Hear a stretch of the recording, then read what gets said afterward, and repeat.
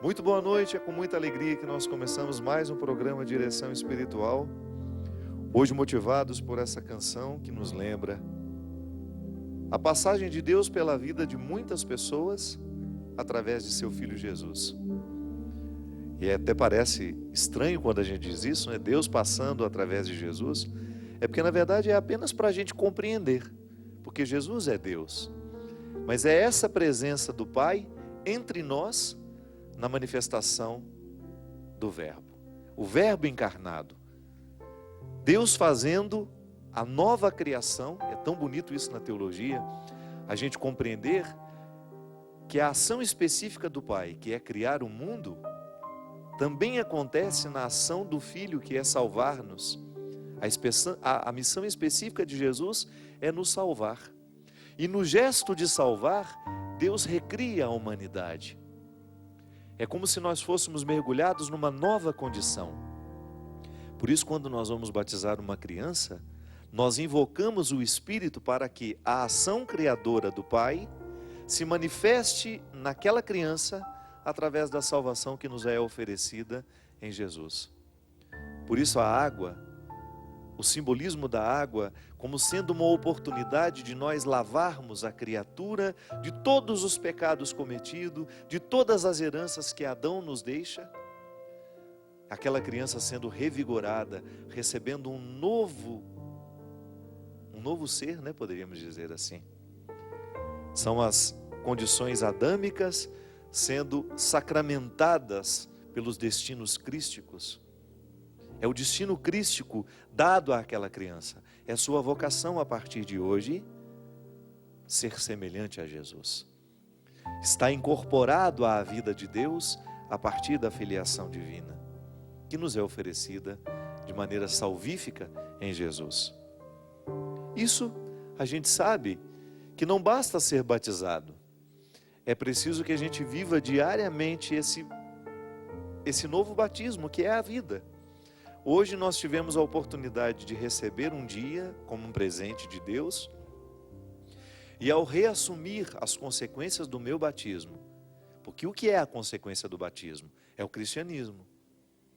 Ao assumir as consequências de ser um batizado, eu não posso mais fugir da oportunidade e da responsabilidade. Eu digo as duas palavras porque eu gosto de classificar o cristianismo como sendo uma obrigação, mas é também um direito. Eu tenho as minhas obrigações como cristão, mas muito mais que isso, eu tenho o direito de ser cristão, porque eu não compreendo o cristianismo como um fardo a ser levado. A igreja nos ensina o tempo todo que muito mais que uma luta a ser travada no dia a dia, é um privilégio a ser experimentado. Somos filhos de Deus. Estamos mergulhados nas águas deste novo batismo. Deus recria o mundo todos os dias para nós que somos batizados, porque nós vivemos essa mística, é a mística do recomeço. Mas de vez em quando Deus passa de maneira muito especial na nossa história e levanta, né? É como se levantasse a poeira de um caminho que até então a gente estivesse percorrendo sempre do mesmo jeito. É o que fala essa música. Quando Deus passa na vida de algumas pessoas e um milagre acontece, e um acontecimento se torna marcante na vida daquela pessoa. Foi assim na vida de Mateus, quando ele estava lá naquela banca de impostos, quando Jesus passa, olha para ele e o convida a deixar de ser um mero cobrador de impostos, ou um médico, né, como alguns dizem, para se tornar um médico de almas. Tornar-se alguém que vai além daquilo que já conhece de si mesmo. Tão interessante a gente perceber que nesse processo de Deus na nossa vida, Ele nunca vai nos permitir ficar com aquilo que nós já alcançamos de nós. Não basta. Aquilo que nós já alcançamos do nosso cristianismo, por exemplo, toda a caridade que eu já consegui fazer, todo o amor que eu já consegui amar porque sou cristão, não me basta. Eu preciso ir além. Eu preciso dar um passo diariamente no aperfeiçoamento das minhas questões. Eu preciso dar um passo na direção deste cristianismo que precisa estar sempre aprimorado em mim, em você. Volto a dizer, porque é uma responsabilidade, sim. A partir do momento que nós somos mergulhados nas águas deste batismo, nós não podemos fugir da obrigatoriedade de amar as pessoas que estão do nosso lado, de tratá-las com respeito, ainda que elas sejam difíceis para nós. Ainda hoje conversava isso com uma amiga minha, que nós não podemos negligenciar.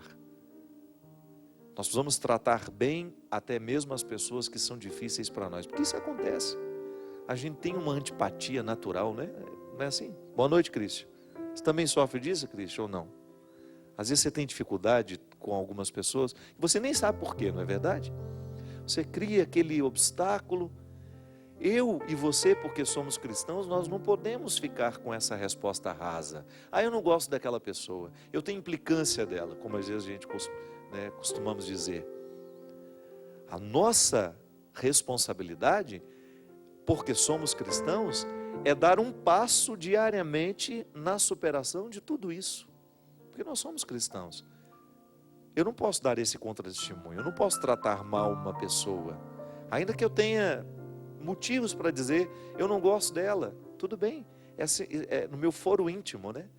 Eu tenho o direito de saber isso, que aquela pessoa é difícil para mim, mas eu não tenho o direito de expor aquela pessoa ao meu desamor. Posso até estabelecer limites para uma convivência ser mais saudável, mas destratar alguém é um pecado contra o meu cristianismo, contra o seu cristianismo. Então a gente fazer de tudo para que no dia a dia a gente seja solícito, atender os que precisam de nós, ainda que não sejam muito simpáticos para nós. Cada dia eu preciso sondar o que eu já alcancei do meu cristianismo, para que eu tenha a consciência de que a responsabilidade de ser cristão me faz diariamente sondar o que em mim ainda não é parecido com Jesus. Essa primeira dimensão é a responsabilidade. E geralmente a gente só pensa nela, né? Ah, eu sou obrigado a amar porque eu sou cristão. Eu sou obrigado a perdoar porque eu sou cristão. Claro, existe uma lei. A lei nos obriga, sim. A lei provoca em nós uma obediência. Não tem como.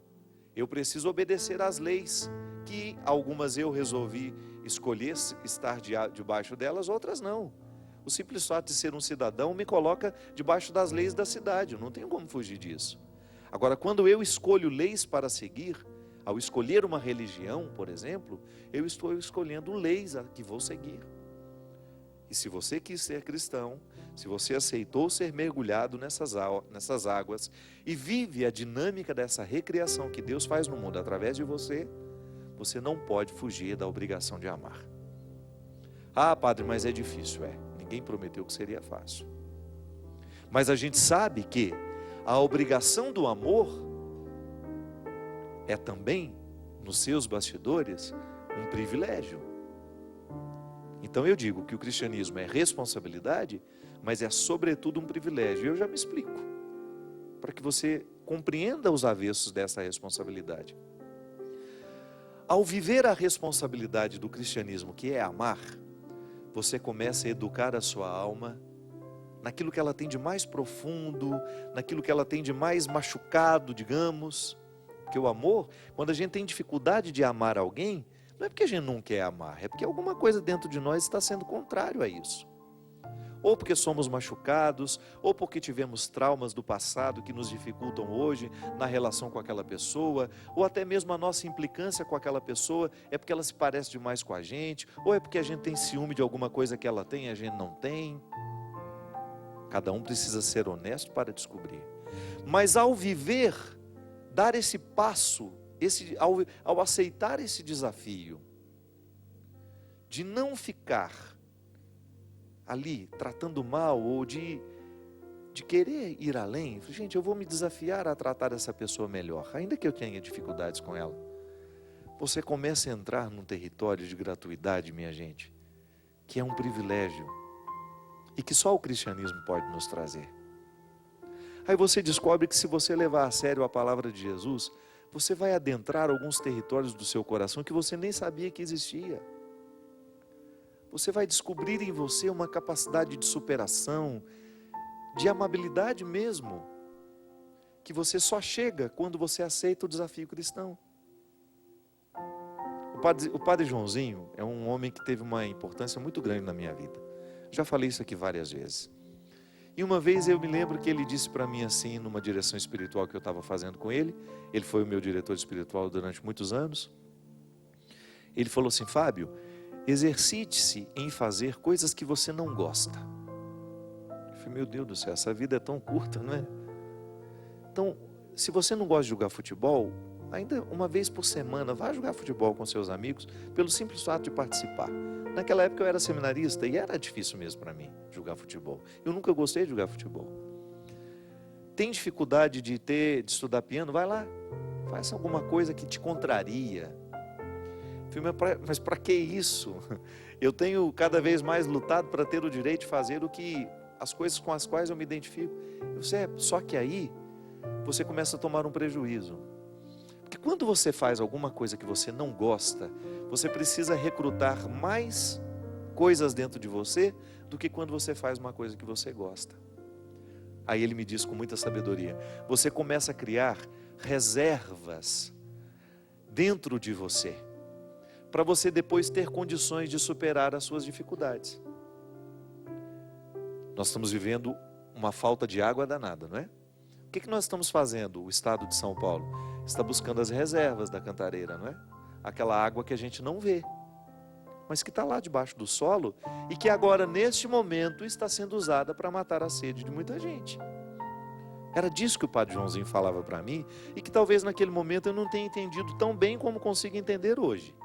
Depois de tanta coisa vivida, o padre Joãozinho tem razão. Se a gente não tem reservas dentro de nós, a gente não dá conta de superar os momentos mais difíceis. Então, quando eu me exercito, então, não é o meu caso. Digamos que você tem dificuldade de ler, você não gosta de ler, mas você vai se esforçar para ler, ainda que sejam 2 páginas de livro por dia. Então você vai tirar ali 10 minutos, porque você não leva mais de 10 minutos para ler 2 páginas. Você vai se desafiar a ter 10 minutos de contrariedade por dia. E você não sabe o efeito que essas 2 páginas vão fazer em você ao longo do tempo. 2 páginas por dia pode ser um livro a cada 2 meses, por exemplo. Então, ao invés de não ter lido nenhum livro, você leu um livro em 2 meses. Criou uma reserva de conhecimento. Ou teve a oportunidade de permitir que uma reflexão quebrasse os seus paradigmas, mudasse o seu jeito de pensar, de maneira sempre melhor, né? A gente vai escolher bem o que a gente vai ler. Não vamos ler porcaria.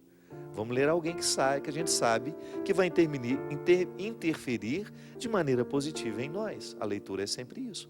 Quando eu escolho um livro, eu estou permitindo que aquele autor interfira no meu jeito de pensar. Então, se eu confio naquele autor, eu quero que ele venha me incomodar com a sua reflexão.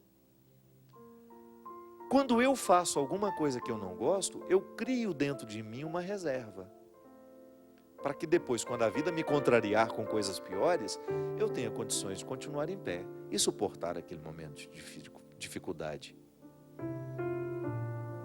Aí, minha gente, a gente entende, vou dar um outro nome, nós criamos uma imunidade. Da mesma maneira como nós somos vacinados, para a gente ter a possibilidade de entrar em contato com vírus mortais, sem que eles nos provoquem a morte, nós também criamos uma imunidade toda vez que nós somos contrariados. Ou toda vez que nós nos esforçamos por fazer alguma coisa que nos contrarie. Aí você dá um passo. É como se fosse passos pequenos que fazem a diferença no final da estrada. Eu gosto de dizer isso. Se eu tenho que andar 1000 quilômetros, eu tenho que dar um primeiro passo. E cada passo que eu dou, eu estou me aproximando desse destino que parece ser tão distante de mim. Nada é distante quando nós estamos dispostos a andar. A distância existe para aquele que está acomodado, para aquele que não quer ir, para aquele que não faz questão.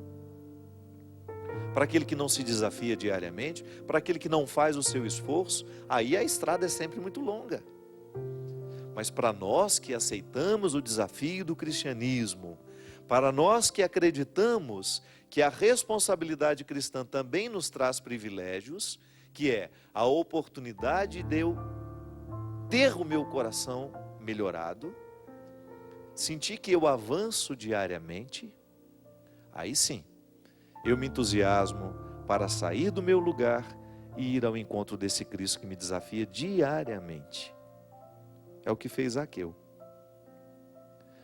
Zaqueu, um desses personagens que a música nos fala.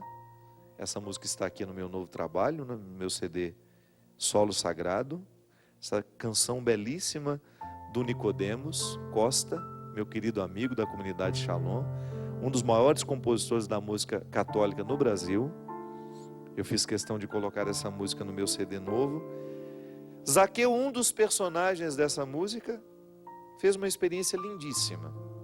O Evangelho diz assim: tendo entrado em Jericó, Jesus atravessava a cidade. Apareceu ali um homem chamado Zaqueu, chefe dos coletores de impostos, muito rico. Ele procurava ver quem era Jesus, e não conseguia por causa da multidão, pois era de pequena estatura. Ele correu para a frente, subiu num sicômoro, a fim de ver Jesus que ia passar por ali. E quando Jesus chegou a esse lugar, levantando os olhos, disse-lhe: Zaqueu, desce depressa, porque hoje eu preciso ficar na sua casa. Zaqueu desceu depressa e o acolheu, todo feliz. Vendo isso, todos murmuravam e diziam: é na casa de um pecador que ele foi se hospedar. Mas Zaqueu, adiantando-se, disse ao Senhor: pois bem, Senhor, eu reparto aos pobres a metade dos meus bens, e se prejudiquei alguém, restituo-lhe o quádruplo. Então Jesus disse ao seu respeito: hoje veio a salvação a esta casa, pois também ele é filho de Abraão. Com efeito, o Filho do Homem veio procurar e salvar o que estava perdido. Olha que maravilha. Tudo isso que a gente fala aqui hoje, toda essa história que diz respeito a nós, porque eu estou nessa dinâmica e você também, de dar passos na direção de Jesus para que a gente fique cada vez mais parecido com Ele, foi o que aconteceu na vida de Zaqueu neste momento em que ele o encontrou. Ao deparar-se com Jesus, Zaqueu tem toda uma estrutura de vida errada com ele. Tanto é que os hipócritas que estavam ali do lado, né, que também devia ter os seus erros, eu falo aquele bando de beato falso, né, porque o bom beato, ele é sempre bem-vindo, mas tem aquele beato falso, aquele que acha que só de entrar na igreja, de estar ali fazendo todas as orações, sem que aquelas orações transformem a sua vida, que aquilo ali já é salvação. E não. E Jesus estava rodeado de um monte de gente assim. Essa gente já se apressou em dizer: olha lá com quem ele está andando, não vale nada o tal do Zaqueu. Não vale uma pitada de fumo, como se diz lá em Minas. Zaqueu escuta a história, aproxima-se de Jesus, e para criar ainda mais, né, é como se fosse: vou retribuir esse homem, pelo amor de Deus, eu sendo miserável como eu sou. Zaqueu tinha uma história muito triste mesmo. Eu sendo miserável como eu sou, ele escolhe ficar na minha casa, eu vou fazer da minha parte aqui, né? Vou dar um passo na direção dele. Então tá bom, Senhor, já que você me escolheu, eu escolho também a melhor parte. Eu quero abandonar a minha vida de erros. Eu vou vender o que eu tenho, vou distribuir aos pobres, e se prejudiquei alguém, vou dar o quádruplo daquilo que eu arranquei. Veja bem, a conversão de Zaqueu, esse momento privilegiado da ação de Deus na vida deste homem, este momento privilegiado deste encontro que foi transformador na vida de Zaqueu, porque Zaqueu nunca mais foi o mesmo depois que Jesus passou pela vida dele. Foi nesse momento em que ele, reconhecendo-se miserável a partir de uma acusação coletiva, ele resolve dar um jeito na sua vida pessoal. Então, eu posso ser melhor a partir do momento que eu me aproximo de Jesus. Aproximar-me de Jesus é eu tomar as decisões que vão me colocar na coerência com este encontro. Eu não posso me aproximar de Jesus sem também fazer a minha parte desta transformação. Eu aceito que Ele quer ficar na minha casa. Eu sendo indigno, eu não mereço essa visita, mas Ele quer ficar na minha vida. Então eu faço a minha parte. Eu me despojo de tudo aquilo que está errado em mim. Eu quero dar um passo na direção deste Cristo para que Ele tenha a oportunidade de agir em mim e de encontrar o meu coração num estado tal que facilite a sua ação. Aí então as duas mãos se entrelaçam, mãos divinas, mãos humanas. E este é o milagre, minha gente, é o milagre que essa música fala. Se quiseres hoje, podes mudar a minha vida, mudar minha história, todo o meu viver. Nós acreditamos nisso. Não há nada que tenhamos feito na nossa vida que não possa ser corrigido por esse encontro santificador que Jesus nos oferece a cada dia, a cada momento. Para nós que somos cristãos, ainda que tenhamos 100 anos, a vida está apenas começando. Porque a palavra também nos diz isso. Um dia diante do Senhor vale uma vida inteira que foi vivida sem a presença dEle. Um dia diante do Senhor, um dia vivido nessa coerência do encontro transformador, vale muito mais do que 1000 dias vividos à distância. Vamos para um rápido intervalinho e a gente volta já já com o programa Direção Espiritual.